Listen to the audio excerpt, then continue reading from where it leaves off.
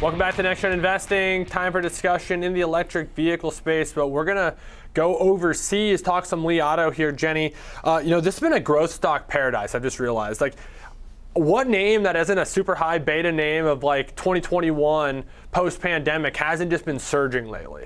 I know, it's really actually a fun market to talk about because I like to talk about things when they're not getting absolutely beaten down. Li Auto is one that's gotten a lift as of late. Those shares are up 7% now on the session. And here to tell us why, I'd like to welcome in Renita Young, Senior Markets Correspondent for the network. So Renita, getting a really positive note today out of Citi. Break that down for us. That's right, Jenny. Citi opened up a 30-day catalyst watch for this company, for Li, and that means it's expecting something good to happen pretty soon. And the analyst is pretty much banking this off of weekly insurance sales, which beat market expectations recently. And because of that, he feels like the strong sales volume and better gross margins will be a catalyst for the stock going forward. Now, the analyst has a price target of $53.33 on Li. That's about a 59% move to the upside from where it's trading today, and it sees it getting closer to that price target, even closer than where it is now. Of course, it's up about 65% year to date. Now, over the past 12 months, Li deliveries have grown about 75%. That's pretty huge compared to its other rivals in China, which is NIO, which is up about 27%, and then XPeng, that's down about 25%.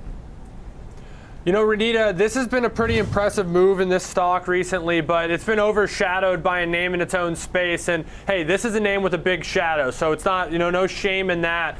Tesla's been on a historic run in terms of consecutive days in a row going higher. I believe it's better part of 2.5 weeks now, something like 13, 14 sessions. But it is teetering. If we were to close right now, it would be a photo finish whether or not we're calling this an up or a down day at this point. Yeah, you're right, because it's been teetering around unchanged today and has been in the red. At least I saw about 10 minutes ago it was in the red, not by a whole lot.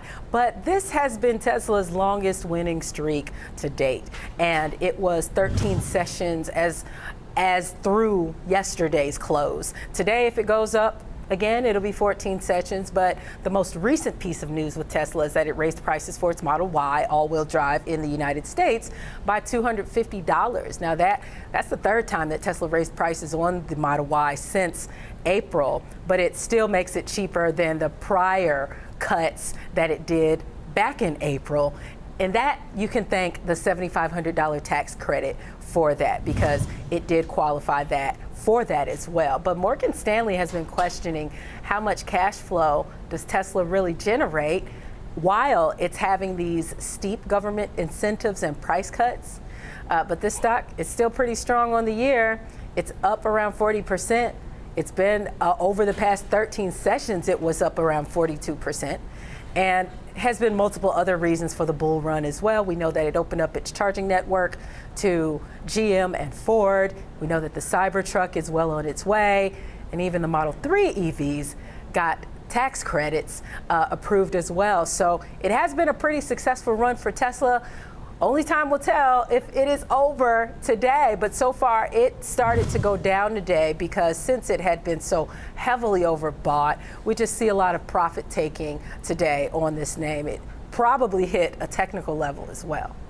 Right, Renita, to me, it's all bets off, because once we hear from the Fed at 1 and then again at 1:30 p.m., that's when I think we could really see things move, because at this point, I'm looking at Tesla saying this is a non-move because we have two huge major catalysts that are really coming up close right now. So I think we have to watch and see, because I'm still very hopeful that they could close in the green today for their 14th straight session.